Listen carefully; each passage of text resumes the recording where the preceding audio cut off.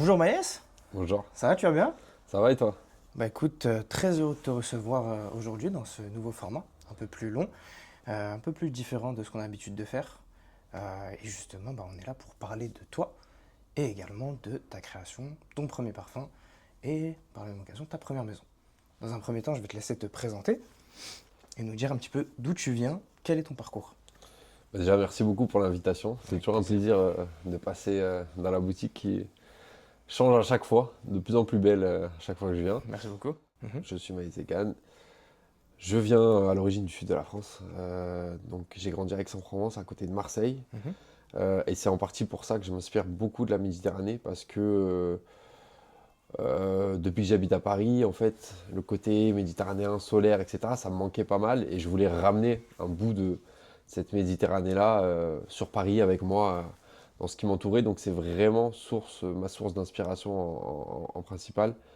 Euh, D'autant plus que enfin, je suis d'origine algérienne, donc d'origine berbère. Euh, on est fortement attaché à justement la, la Méditerranée dans son ensemble, la culture, etc. Et on a des choses en commun, on partage une culture en commun avec d'autres peuples.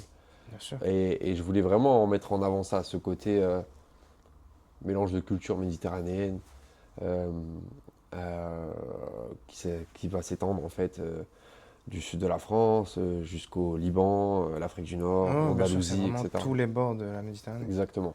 Donc c'était vraiment ça qui m'inspirait. Très bien, très bien. Mais du coup, avant de rentrer dans le monde du parfum, même Ouais. avant même de t'intéresser au parfum, euh, dans quel justement environnement t'évoluais, qu'est-ce qui justement bah, rythmait un petit peu ta vie avant que tout ça démarre? Alors, donc moi, enfin, je suis monté sur Paris pour mes études, donc qui n'avaient rien à voir avec le monde du parfum. Mhm. J'ai fait un master en cybersécurité, donc ça n'a Très rien à bien, voir. J'ai bien travaillé dans sûr. ça, en alternance. Suite à ça, j'ai eu un CDI, et en parallèle, en fait, j'avais beaucoup d'aspirations à côté. Soit pour m'évader un peu de mon travail, soit, enfin voilà, j'ai beaucoup de choses aussi à côté Mhm. de mon travail. Donc je fais plein de choses. Et ma passion pour le parfum, elle a commencé à prendre un peu le dessus sur mon métier, petit à petit. Donc j'ai commencé à créer du contenu, j'ai commencé à être invité à plein d'événements, faire des salons, etc. À tel point que j'avais un peu une sorte de double métier. Mon côté un peu créateur de contenu dans le monde du parfum, Mhm. et ingénieur en cybersécurité. Ok, ok. Après, justement, tu as démarré très très vite Ouais. sur justement directement ta connexion avec le monde du parfum. Mhm. Moi, j'aimerais qu'on s'attarde un petit peu sur l'avant. Ok. Entre le moment où tu quittes le sud de la France, études à Paris, ton quotidien à ce moment-là, création de contenu et après le parfum. Ok. Est-ce que justement, toi de ton côté, qu'est-ce qui t'a un petit peu justement mis le pied à l'étrier? Bah écoute, quand je suis monté sur Paris, je me suis petit à petit intéressé vraiment à la parfumerie de niche et surtout les collections privées. J'ai commencé par les collections Mhm, privées. J'aimais déjà beaucoup le parfum quand j'habitais dans le sud de la France, mais c'est vrai que nous, dans le sud de la France, à l'époque en tout cas, on n'avait pas cette chance. Enfin, on avait, on n'était pas vraiment connecté avec le milieu de la parfumerie, etc. On avait beaucoup moins ah de bon? choses. Enfin, à l'époque, le marché de la parfumerie de niche, etc., il était beaucoup moins implanté dans le sud de la France. Et enfin, c'est encore le cas hein, d'ailleurs, Mhm. mais c'était, on était vraiment aux prémices. Il n'y avait pas grand-chose. Donc, en Ok. fait, comment dire, on suivait la masse en termes de parfums, Mhm. etc. Et c'est en montant sur Paris, moi en tout cas, que j'ai découvert un peu les collections privées et après, petit à petit, la parfumerie de niche. Ok. Bah, pourtant, c'est un peu paradoxal, étant donné que justement, Aix-en-Provence, Marseille, Nice, toute la Côte d'Azur, c'est quand même un, un secteur géographique qui est très lié au monde du parfum, Mhm. étant donné que vous avez quand même, on peut dire, la capitale mondiale du parfum Ouais. historique, donc Grasse. Mm.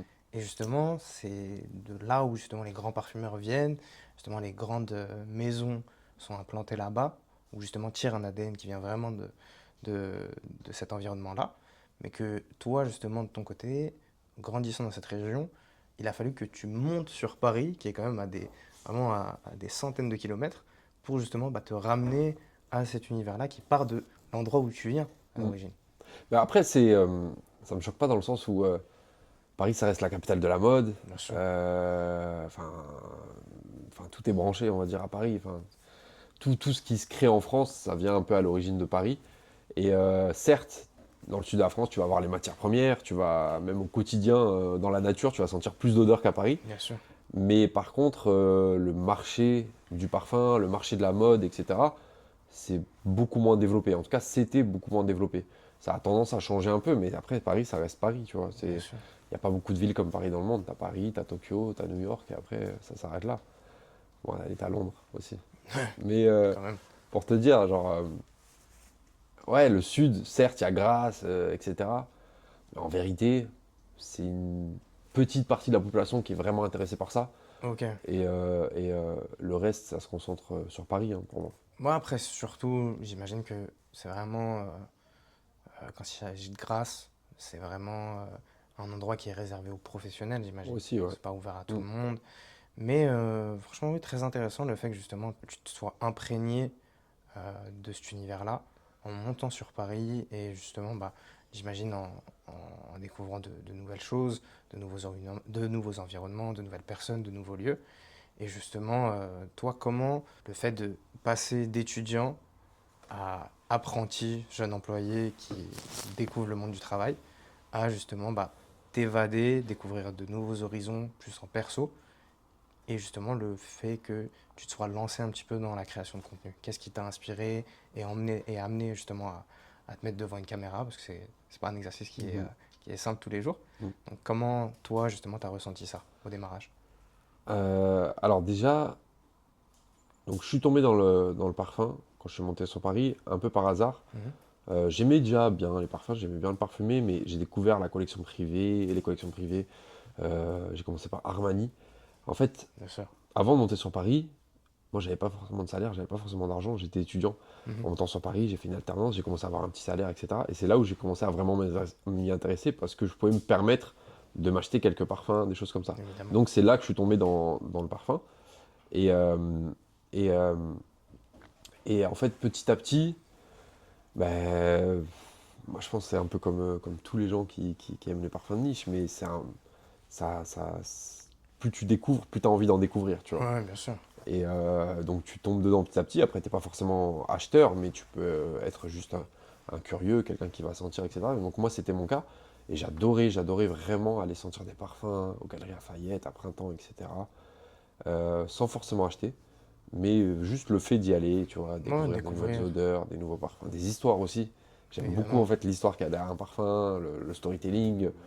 C'est en partie grâce à ça que je suis tombé dans ça. Et, euh, et petit à petit, en fait, cette passion, elle a vraiment pris le dessus. Ouais, limite ce que je te disais tout à l'heure sur mon métier d'à côté, Mhm. ça a vraiment pris le dessus. Et c'est un peu par hasard, hein, mais je sais pas pourquoi. Moi, j'avais jamais utilisé TikTok de ma vie. Un jour, j'ai téléchargé TikTok et je me suis dit, bah, si je postais une vidéo sur les parfums. Et Mhm. donc, dans la vidéo, je dis mon top, enfin, non, je dis en gros, c'est quoi les 5 parfums à avoir, les 5 types de parfums à avoir selon moi. Et il n'y avait pas forcément plus que ça, enfin, tu vois, 5 types de parfums. Bien sûr. Un parfum pour les soirées, un parfum pour tous les jours, pour aller au travail, etc. Donc, j'ai ça. La vidéo, elle a super bien marché, enfin, elle a bien marché à l'époque. Et du coup, j'ai continué, en fait, un peu par hasard. Et j'ai continué jusqu'à devenir ouais, créateur de contenu dans le monde du parfum, entre guillemets. Donc, être invité partout, recevoir plein de gifts, plein de parfums tout le temps. Bien sûr. Et suite à ça, ouais, ça a pris de l'ampleur, c'est devenu énorme. Ouais, c'est comme ça que c'est arrivé.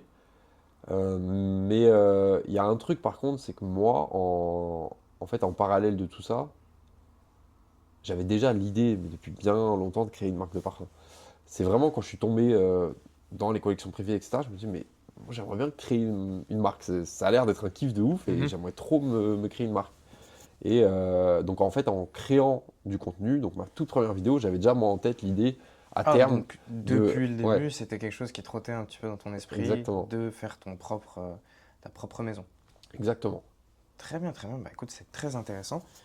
Et justement, on va directement enchaîner sur ce qui t'a motivé à faire les choses de manière concrète. Tu as mis en scène justement le processus créatif sur tes différents réseaux.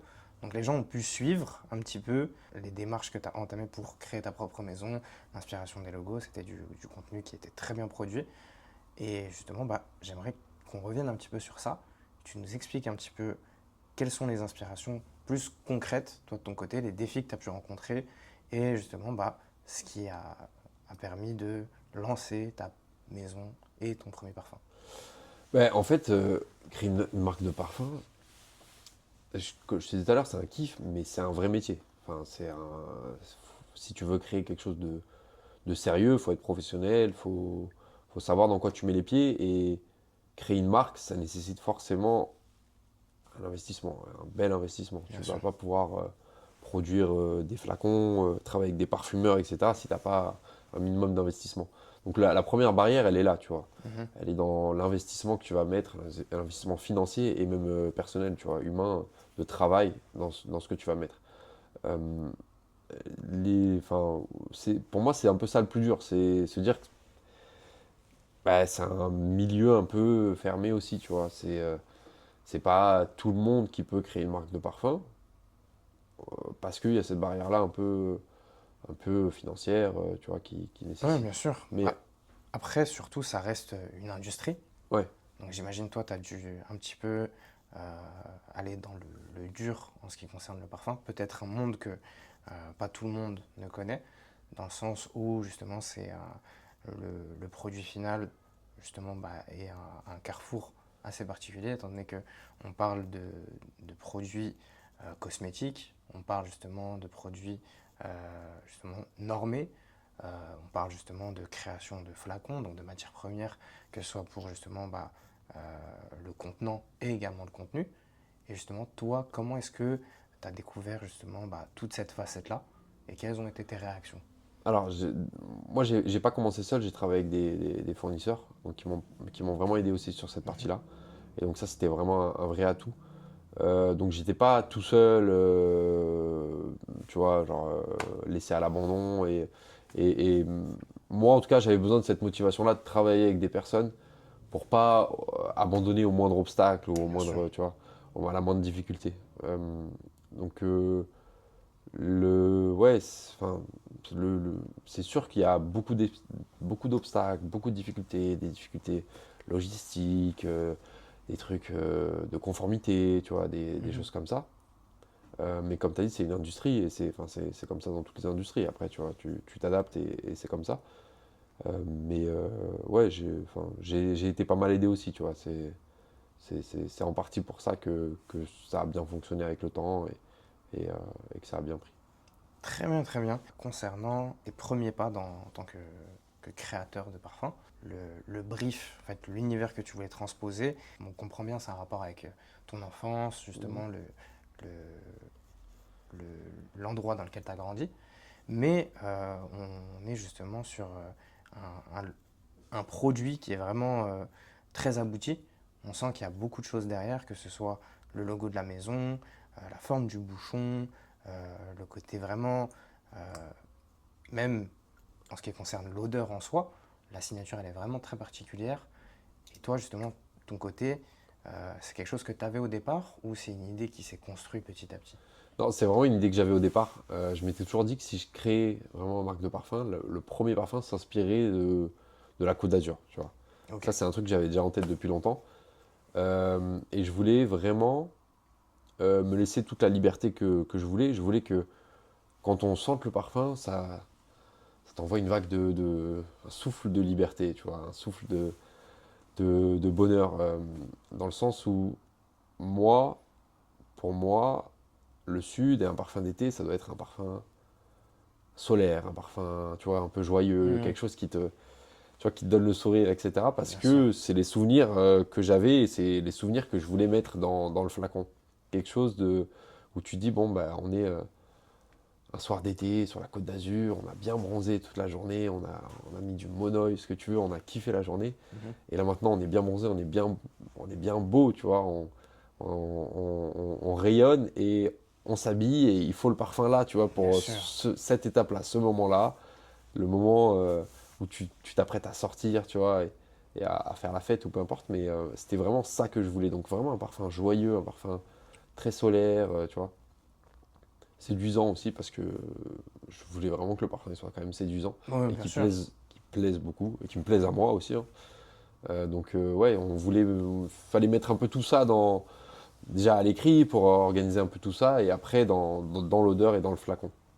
Très bien, très bien. Et justement, toi, de ton côté, quelles ont été un petit peu les pistes, les éléments que tu as pu sentir, justement, parce que on comprend vraiment, c'est vraiment ce qui est, tu permets, Mhm. quand je sens le parfum, justement, c'est vraiment ces éléments-là qui me viennent, c'est dire à quel point le parfum a une force évocatrice, à quel point, justement, ça évoque bien les émotions dont tu viens de nous faire part. Mais justement, toi, de ton côté, quels sont justement les éléments qui t'ont permis de matcher le tout ensemble et te permettre de te dire que, ah, là, on l'arrête, c'est parfait, ça retranscrit très bien ce que je voulais au départ. Qu'est-ce que justement, quels sont même les défis que tu as pu rencontrer? Est-ce qu'il y avait des ratés au début, au niveau de la formule et au niveau de la signature? S'il y en avait plusieurs, et justement, ce qui t'a ramené un petit peu à ce que ça soit aussi abouti. Bah, en fait, principale source d'inspiration, enfin, l'une des choses que je voulais retranscrire, c'était vraiment, donc ce que je te disais tout à l'heure, avec ce côté, une sorte de noix de coco crémeuse sur peau, tu vois. Je voulais vraiment un Bien truc comme sûr. ça. Parce que j'imaginais une sorte de lait de corps à la coco que tu mets sur toi, et tu vois, avec le bronzage, etc. Une sorte d'odeur qui émane de tout ça. Moi, il y a quelques années, quand je sortais beaucoup justement dans le sud et tout, je faisais la fête l'été, etc. Je mettais pas de parfum, à un moment donné, je mettais un monoeil à la coco, Ok, vraiment, ouais, qui sentait ouais. super bon, tu vois. Hmm. Et avec l'odeur de peau, etc., c'était vraiment, enfin, c'était vraiment une belle odeur.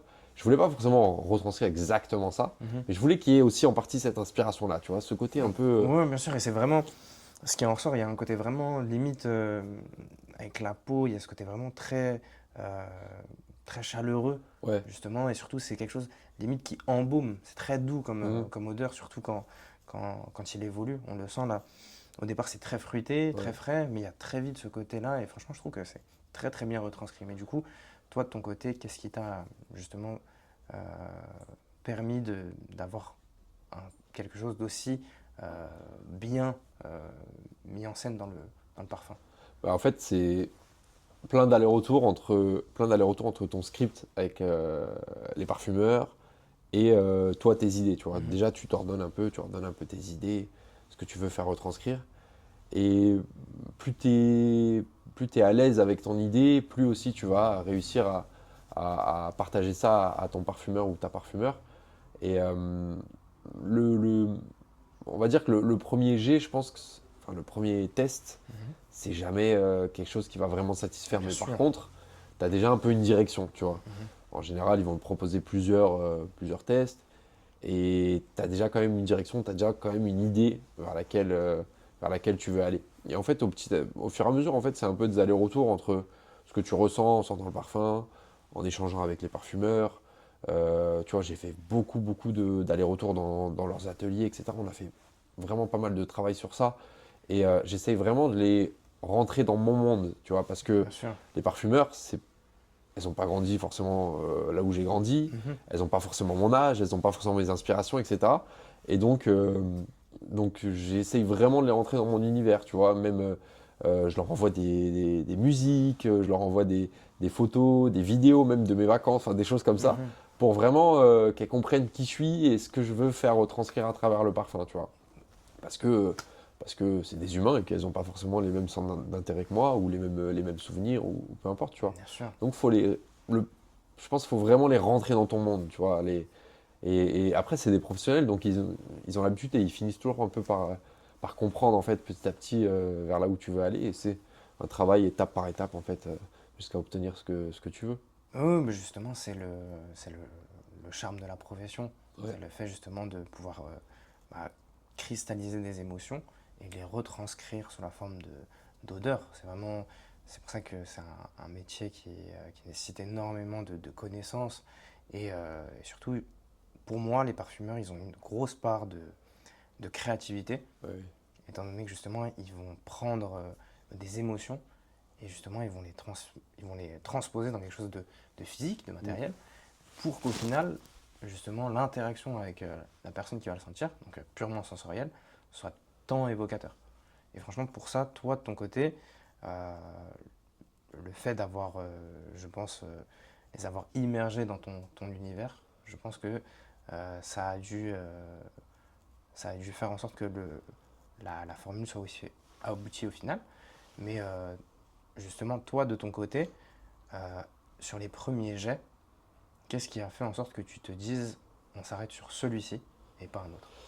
Bah, vraiment, c'est vraiment un feeling, hein. Enfin, Mhm. c'est dans l'atelier dans lequel j'ai travaillé, on m'a fait trois propositions, pardon, avec trois parfumeurs différents. Et tu sais pas qui est la parfumeur, etc. Donc t'as pas ce truc-là de dire, bon, elle me ressemble un peu, donc Bien c'est sûr, peut-être ouais, elle. ouais. Donc vraiment, à l'odeur, tu fais plein de tests, tu remets en question, tu demandes à... Moi j'ai demandé à plein de personnes autour de moi, j'ai dit, parmi les trois là, est-ce qu'il y en a un que tu préfères, un qui t'évoque un peu ça, etc. Et vraiment au feeling, mais dès que j'ai senti en vrai les trois, je Mhm. savais déjà la direction, enfin l'un parmi les trois, vers lequel j'allais aller. Mhm.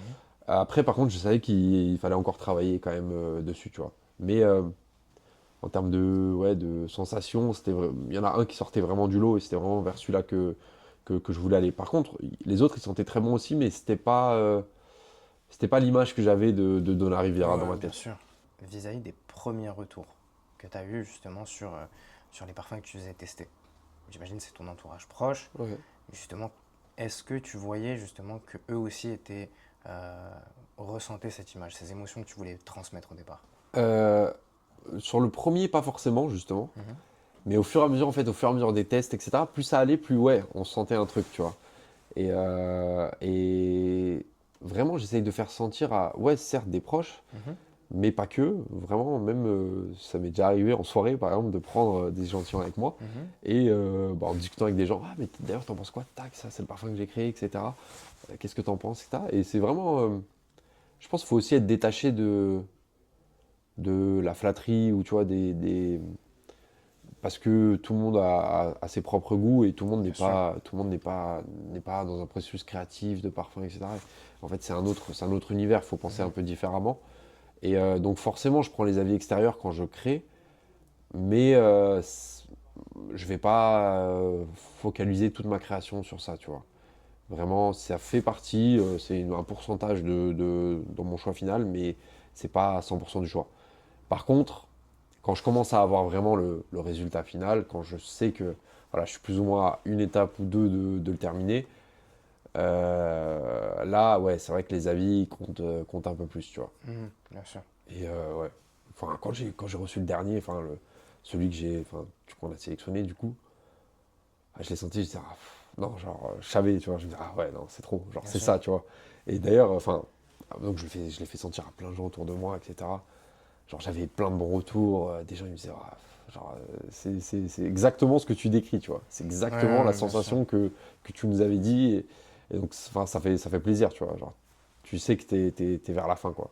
Ouais, tu sentais que ton travail était abouti. Donc Exactement. ça y est, c'était prêt à sortir du four. Ouais, voilà, exactement. Très bien, très bien. Bah écoute, ça m'étonne pas, c'est vraiment, comme je t'ai dit, c'est pas pour te flatter ou quoi, mais même moi, quand je l'ai senti, j'ai découvert pour la première fois, c'est vraiment ce qui m'a vraiment sauté au nez, si je peux le dire. Mm. Comme premier parfum de ta collection, c'était un one-shot où tu avais une vision beaucoup plus globale. Ah, beaucoup plus global. Moi, j'ai Mhm. déjà écrit, même avant de créer la marque, j'ai déjà écrit les 8 prochains parfums. Ils sont déjà écrits, Ah, ils sont déjà dans ma d'accord. tête. Ah, bah oui. Exclu! Et du coup, très bien, très bien. Bah écoute, très intéressant. C'est vraiment tout ce qu'on attendait de ce format-là. En fait, découvrir un petit peu la personne que tu es derrière justement bah, la marque de parfum ou même vu que les gens te connaissent déjà des réseaux. C'est très intéressant de connaître ta personne, d'où est-ce que tu viens et ce qui t'a permis de créer. Là, je voulais vous évoquer un sujet un petit peu plus, un petit peu plus complexe. Toi, de ton côté, tu as une place assez particulière justement un petit peu cette nouvelle ère de la parfumerie. Tu es justement un créateur de contenu à l'origine. Je voulais savoir justement, toi, de ton côté, est-ce qu'on a pu, au moment de la sortie, tu t'es confronté au public, etc., ou même justement aux acteurs internes de la parfumerie, est-ce que tu as eu justement des petites remarques ou justement des questionnements sur ta potentielle légitimité ou pas à pénétrer ce monde qui est quand même assez restreint aujourd'hui? Moi, la légitimité, je m'en fous complètement. Mhm. Honnêtement, French. non, franchement, légitimité, j'ai pas besoin. Alors, si t'attends la légitimité enfin, pour faire quelque chose, tu vas rien faire. En Bien vérité. sûr. Tu vas rester dans. Enfin, il faut l'apprendre, la légitimité. Donc, moi, il y a pas de légitimité qui tienne. Par contre, euh, ouais, c'est sûr, tu peux. Enfin, les gens, ils ont toujours un avis, tu vois, sur tout, c'est Mhm. normal. Il faut accepter aussi les critiques, faut accepter les. Tu acceptes aussi bien les compliments que les critiques. Après, bon, voilà, tu y es sensible ou pas, mais les critiques, etc., c'est classique, c'est dans tout ça, tu vois. Genre, c'est pas que un certain milieu. Donc, non, je m'y attendais. Après, j'ai pas eu forcément des grosses critiques non plus, tu vois. Donc, j'ai pas été, tu vois, j'ai pas subi un harcèlement sur quoi que ce soit. Donc, Ouais, franchement, bien j'ai sûr. pas eu de. Franchement, j'ai eu très très peu de gens qui me font des retours, soit négatifs, soit des critiques, tu vois, un peu inutiles, tu sais, sur t'es pas légitime, des choses comme ça. Franchement, non.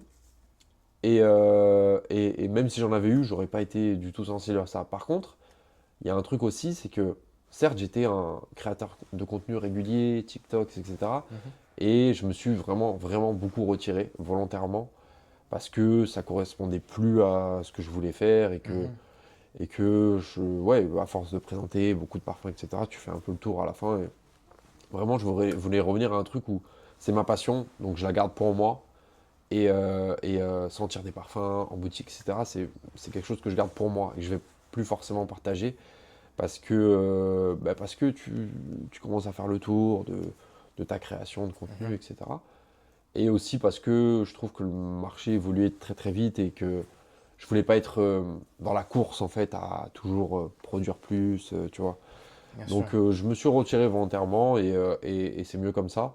Je préfère vraiment me concentrer sur mes créations et ce que je propose moi vis-à-vis du marché, plutôt que me concentrer sur, tu vois, sur la création de contenu. Bien sûr, le C'est monde un des vrai métier en réseaux. fait, c'est un vrai, tu vois. Mhm. Maintenant, juste très récemment là, j'ai créé une chaîne YouTube et je me ressens beaucoup plus dans ça que Mhm. dans TikTok, Instagram, qui sont des vidéos très courtes de 1 minute, donc il C'est faut être ça. impactant et en fait, tu es obligé en fait de présenter le parfum ou les parfums, les créations de manière très brève, tu vois. Mhm. Et donc, non, je préfère ouais, créer une chaîne YouTube, documenter ce que Oui, je vis, ce que je fais, documenter les processus créatifs et vraiment de manière naturelle, tu vois. mhm. Montrer les doutes, les échecs, peu importe, mais vraiment y aller plus naturellement parce que Instagram, TikTok, bon, on a tendance à montrer que ce qui est beau et ce qui marche, tu vois. Oui, Mais en bien sûr. vérité, quand tu crées une marque, tu as forcément des galères, tu as forcément Oui, des trucs. justement, en fait, on a vu justement, j'imagine les gens qui te suivent, et les gens qui justement regarderont cette interview, justement, on a pu voir que ton contenu, même ton image avait évolué et que justement, ça allait de pair avec justement ton changement de direction et le fait justement de renouveler un petit peu la créativité, de renouveler tes inspirations et de le partager sous une autre forme. C'est très intéressant parce que ça permet de savoir qui tu es et comment est-ce que tu as créé cette marque, comment est-ce que tu as créé un parfum, etc. Ça va un petit peu, c'est une cohérence, c'est un petit peu la suite logique, mais surtout ça prouve aussi que tu montres euh, une facette qui est un petit peu cachée. Il y a peu de personnes qui sont au courant de justement tout le processus créatif. Les gens sont en quête de ça maintenant, ils cherchent à découvrir de plus en plus comment est-ce que les parfums sont faits, comment l'industrie marche, comment un parfumeur travaille, quelles essences il utilise, les matières premières. C'est quelque chose qui intéresse de plus en plus beaucoup de monde. Et justement, toi, le fait que tu gardes une certaine proximité et que tu as ta propre touche, ça apporte quelque chose de beaucoup plus consistant en termes de, justement de personnages. Et surtout, c'est quelque chose qui va de pair un petit peu avec ce renouvellement dans la parfumerie où justement les critiques sont à mesure que justement les personnes s'y intéressent, on a beaucoup plus d'avis différents, beaucoup plus de critiques forcément, Et étant donné que justement, nous les Français aussi, on a cette facilité à plus relever ce qui ne va pas que mettre en avant les améliorations et le positif.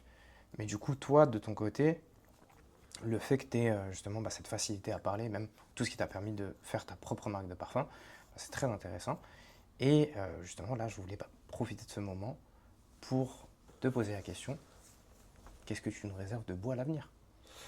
À l'avenir, ben, plein de choses, hein. Moi, j'ai toujours plein d'idées en tête, hein. Dis-moi, Plein d'idées. j'écoute. Franchement, si je pouvais faire tout ce que je voulais faire, je serais déjà loin. Mais non, mais en vrai, comme je t'ai dit, j'avais déjà moi plein de. Enfin, j'ai déjà écrit depuis très longtemps tous les parfums que je voulais créer. Donna Riviera, c'était écrit depuis longtemps. Je Bien savais sûr. déjà qu'il allait s'appeler comme ça, etc. Les autres parfums, je sais déjà comment ils vont s'appeler, je sais déjà ce que je veux mettre en avant, plus ou moins les notes, etc. Après, tu retravailles, mais donc tout ça, c'est prévu. Maintenant, on prend notre temps, tu vois. J'ai pas envie de sortir 7 parfums d'un coup. Je préfère prendre mon temps, petit à petit, créer parfum par parfum. Et le processus, il se fait comme ça, tu vois, étape par étape.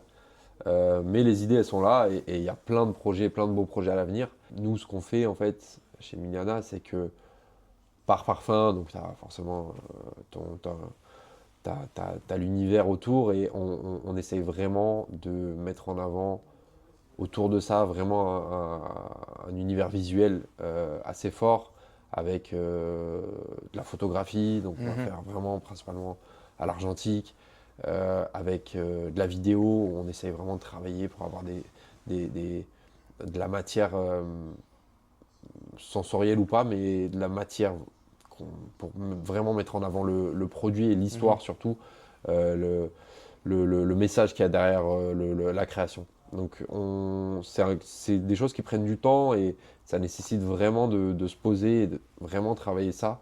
Donc en fait, on a certes la création du parfum, mais en fait on a tout ce qu'il y a autour, Ah oui, tu bien vois, sûr. tout l'univers visuel, tout ce qu'on essaye de créer aussi à côté Mhm. pour rendre le produit encore plus beau, tu vois. Ouais, ouais, Et, c'est vraiment le point sur lequel j'insistais. Ça, vraiment, ça donne énormément de matière à travailler. Même justement, en fait, le fait d'avoir euh, tout ce, justement tout cet univers en tête, ça permet déjà, dans un premier temps, ça donne envie justement de découvrir. Mais surtout, une fois que tu sens et que tu vois justement à quel point c'est précis dans les émotions qui sont retranscrites, je trouve que ça apporte énormément encore plus de mérite à ton travail. Et justement, j'imagine que c'est des choses, enfin ça faisait partie justement de la majorité des avis que tu as dû recevoir dès que justement les gens ont découvert ton parfum. ouais, c'est sûr que ça plaît. En fait, je pense on avait commencé à rentrer dans un truc où on sort beaucoup de parfums et avec les réseaux sociaux, tu vois, ça va très Bien vite sûr. et on prend un peu moins le temps de se poser vraiment sur, même en tant que consommateur, sur le parfum que j'ai acheté, je me pose dessus Mhm. et vraiment je profite en fait de ce que je consomme, tu vois. Et moi, je mets vraiment un point d'honneur à, je fais les choses lentement, tu vois. Mhm. Je crée lentement, je crée euh, parce que ça prend du temps, parce que au fur et à mesure de ce que je vis, de ce que je vois, je prends d'autres inspirations, d'autres. Mhm. Et donc, c'est un processus créatif qui prend du temps. Enfin, moi, j'ai vraiment pas la volonté de, tu vois, de produire pour produire, tu vois. Mhm. Bien sûr. Je veux vraiment produire une création qui me plaise de A à Z avec tout l'univers autour.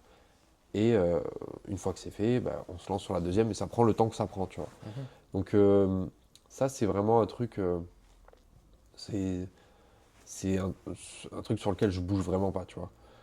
Même si, bah, tu sais, avec les réseaux sociaux, ça peut aller très vite en vrai, TikTok, tac. Mhm.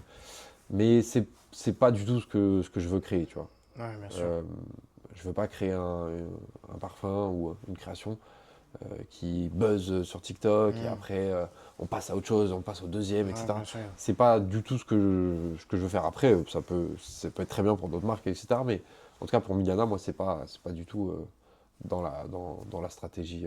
C'est très intéressant parce que justement, c'est un petit peu quelque chose qui vient un peu à contre-courant. Justement, on est beaucoup sur une logique surtout dans la niche essentiellement, de justement traditionnellement, les maisons sortaient justement dès leur lancement une série de parfums. Justement, on peut le voir justement avec des marques qui sont très connues, comme Kilian, qui ont commencé directement avec toute une collection. D'autres marques qui justement, on a peu eu cet exemple de un parfum en tant que création en soi. On avait plus justement l'habitude de voir une série de créations pour plaire justement au maximum de monde et que chacun puisse s'y retrouver. Donc toi, le fait justement que tu aies justement cristallisé des émotions, une inspiration et que tu l'as lancée telle quelle comme une véritable œuvre d'art, justement, c'est une partie de toi que tu confies au public et libre au public de s'y retrouver, de consommer ou pas. Mhm. Et justement, le fait que tu es vraiment axé sur cette position, ça prouve justement ton engagement à vraiment faire les choses bien, à justement voir le parfum non pas comme un produit qui se consomme, mais plus comme quelque chose, enfin, un vrai véhicule d'émotion. Donc, je trouve que c'est vraiment très intéressant comme démarche, c'est vraiment tout à ton honneur. Et justement, pour, euh, pour continuer sur moi qui essaye de grappiller des exclus, justement, est-ce que tu pourrais nous dire un petit peu plus sur la prochaine inspiration, la prochaine création de Liliana? Bah écoute, on travaille beaucoup dessus. Euh, Comme je t'ai dit, c'est déjà écrit depuis longtemps. Des Après, exclus, des exclus. Vas-y, dis-moi, un petit truc. un petit truc, c'est en rapport, enfin en tout cas c'est le lieu, parce que ça va Mhm. s'inspirer plus ou moins d'un lieu. Ok, toujours sur l'ADA justement d'explorer les différentes rives de la Ouais, Méditerranée. différentes cultures, etc. Exactement. Et cette fois-ci, ce sera en Afrique du Nord. Ok, Voilà. très Après, bon, bien. c'est pas compliqué de savoir plus ou moins, je pense, vers où Ah, ça va tu s'inspirer, peux t'arrêter là. mais On va voilà. laisser l'imaginaire des gens travailler. Bah écoute, en tout cas, Maïs, on te souhaite le meilleur Merci. pour toi et pour Miliana. C'est vraiment une marque qu'on apprécie beaucoup ici chez Mayora. Une marque justement sur laquelle on a eu énormément de retours et qui compte beaucoup pour nous, étant donné que c'est la première review qui a lancé le concept. Ce qui vient de ma cravate, je vous déteste, sachez-le.